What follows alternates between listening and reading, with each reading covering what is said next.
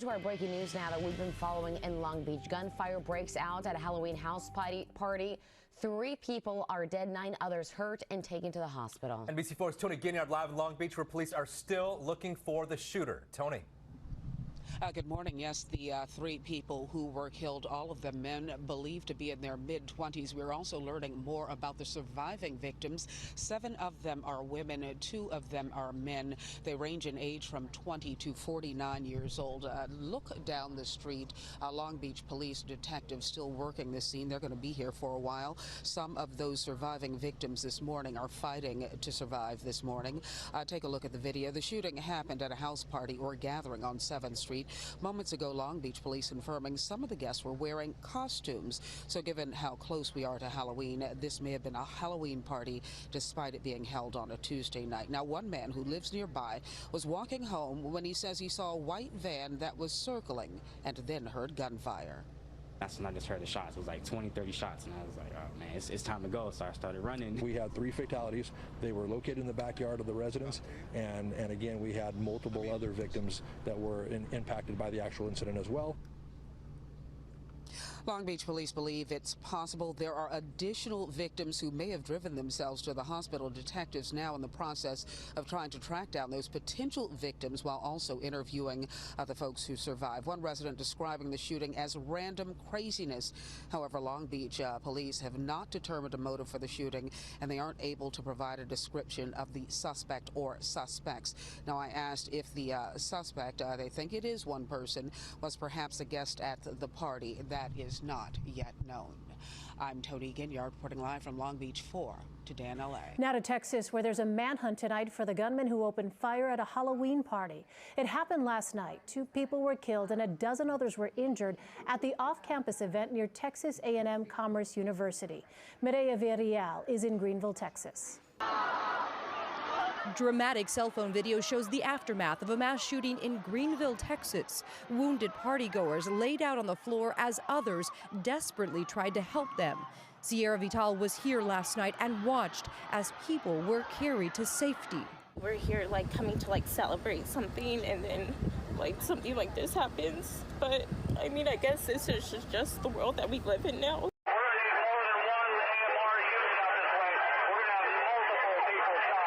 Investigators say sheriff's deputies were already on scene responding to reports of illegal parking when gunfire erupted at this Halloween party 5 minutes after midnight. It is believed that over 750 people were in attendance in and around this small structure, and when the shots were fired, it was complete chaos as people fled for safety and deputies attempted to locate the shooter. 2 men were killed in the shooting. 12 people were injured, 6 have gunshot wounds. They were treated at local hospitals. Investigators say the gunman entered the building through a back door and his first victim may have been his intended target. The shooter used a handgun. In the chaos, our suspects were able to flee the scene, and we are working on identifying them at this point. The shooting happened as Texas A&M University Commerce celebrated homecoming weekend, but the party was not a college-sanctioned event. I spoke with 2 guys that were at the party last night. They were too afraid to go on camera, but they say when the gunfire started, it was absolute chaos here, and they had to hide inside a kitchen to get away from it all. FBI and ATF are both on scene helping with this investigation. Elaine? All right, Mireya Villarreal, thank you. Now, I'll be honest, I have no idea when Halloween is, because it's the weekend before the end of October, it's the actual end of October, it's the second Tuesday before the end of October, so forgive me if my timing is ever so slightly out. But apparently some parents are spending up to $1,000 on the get-up that their kids will wear, as well as $1,000 on trick-or-treat lollies for Halloween. Now, we can all park the "this is Seppo" bullshit and no one cares about it, it's an American. Okay, cool. Point well made, all right? 15 years ago. Yeah, right. But it's one that, look, kids love a dress-up. Dress-ups are better than they were when we were kids. Yeah. And a big part of dress-up is getting around on things like Halloween. Absolutely. That said, $1,000 on $1,000 lollies. A lot of money, man. That's just dumb. Now, you're always an open, generous and giving man. Always. Especially when a random person knocks on your front door. No. Have you ever played into it from the giving candy perspective? Oh, we have a bowl. We did. Well, we don't do it. I mean, we did. We had a bowl. In fact, there was one year where I did the full headless guy. I had the shirt just to scare the kiddies in the neighbourhood. That's cool. I bought into it. I'm the guy that literally rips down to your Aldi and says, there's $14 worth of, like, that'll do, but $1,000. Like, not everything needs to be a contest, people. You don't have to be the most scary person on the block. Correct. You can, your kids will survive it if you just throw a sheet over their head and off you. I mean, But also, I think our concept of scary is a little outdated. We all think it's about ghouls and goblins. Apparently, just telling them no would be frightening enough. Just saying, wait. Oh, the Wi-Fi's down. The Wi-Fi's down! Yes. But maybe you could just dress as yourself and tell them something they don't want to hear. Dress as an NBN person and turn up and threaten to have it connected. That to me feels like a real 2019 Australian Halloween. Right on. Look, there's been objection to this over And the then years. just throw candy at the floor and take it. People have said this is an American thing. Actually, it comes from Ireland, as you probably know. But the Yanks being the Yanks, they love putting on a show, and that's what this is. Let's dress up, put on a show, and eat candy. What could be nicer? What could possibly go wrong? But it's interesting about what's scary, isn't it? I think the American culture, they seem to be more concerned, you look at their movies and things, with people who might rise up from the dead. They're obsessed with that, aren't they? Yes. I'm not a horror movie person, right? Yeah. But they are all obsessed with, again, some sort of semi or completely undead thing. Yes. Grabbing you from the darkness and that's sort of it. Well, look at The Walking Dead, though. How popular, and that continues to be popular. I mean, to me, it's just an excuse to shoot people and say they're not really human, so we can shoot more of them in more gory ways.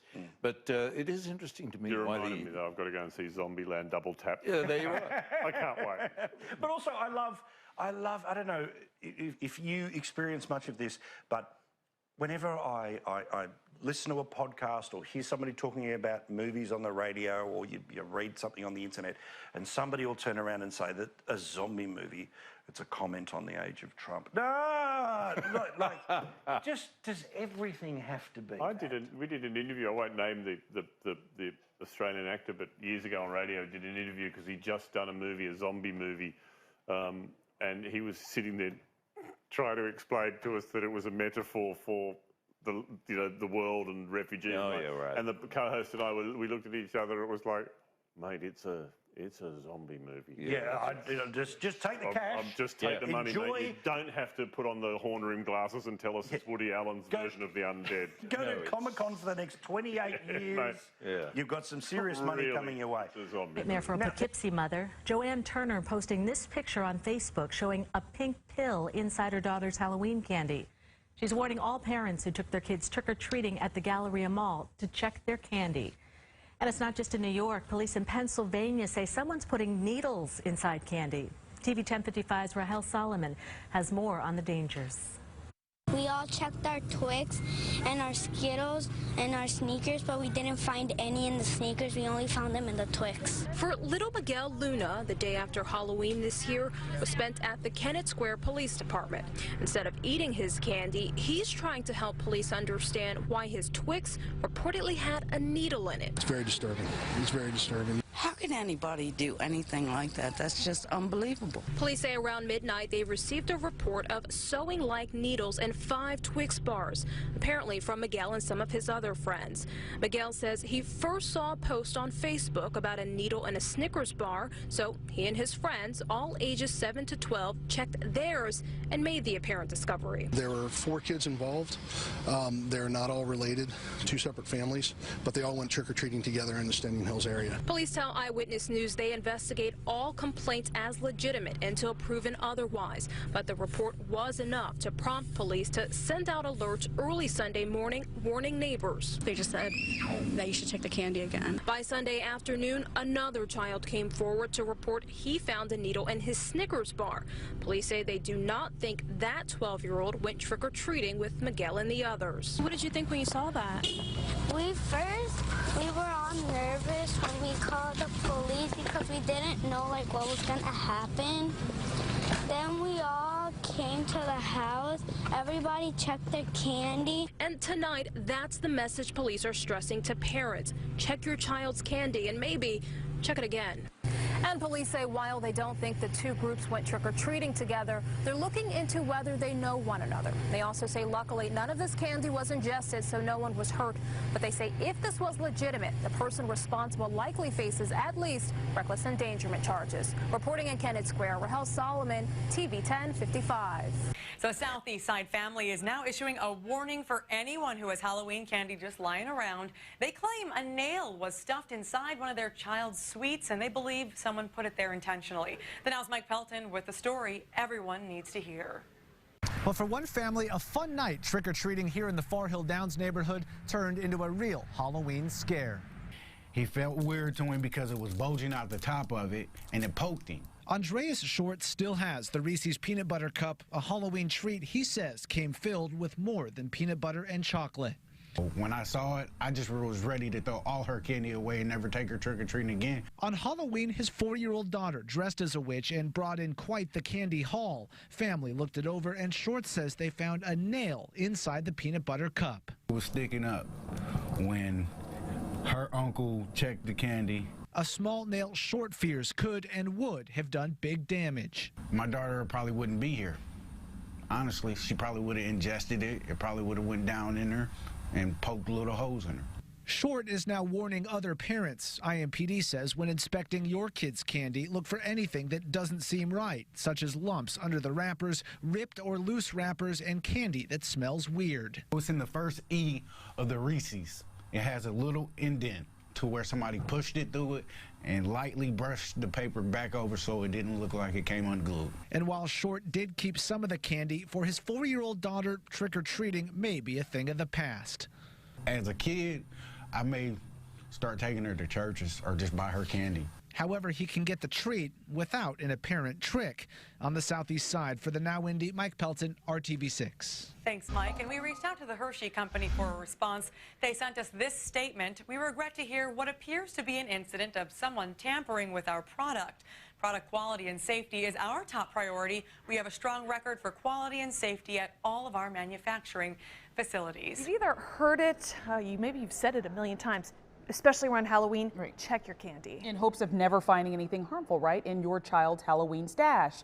But as the Now's Nicole Grigg explains, something very dangerous did show up during a weekend trick-or-treating event, that prescription pill.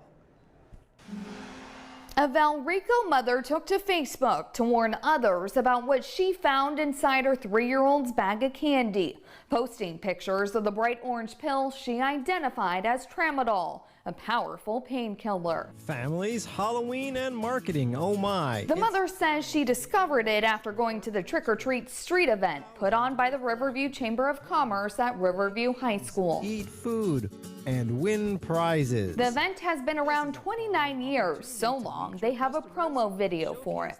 Did you have fun, Harlow? Yeah? Joy Dykus was at the event with her 4-year-old daughter. It was great. There were a lot of people there. A lot of high schoolers helping out. The Chamber of Commerce telling us they've never had a problem like this until now. They say they're aware of the pill and tell us the mother is working on a report with the sheriff's office. The department tells us you hear about this happening across the country, but it rarely happens here. They say the best thing you need to be doing is making sure that you're going through every piece of candy. Definitely didn't see anything in our bags, and we checked the candy before they eat it. The Chamber of Commerce telling us they think this was an accident and nothing malicious, but a reminder. I think it's every parent's, job to do some due diligence and make sure that they're looking through their child's stuff as well. For the Now, I'm Nicole Grigg.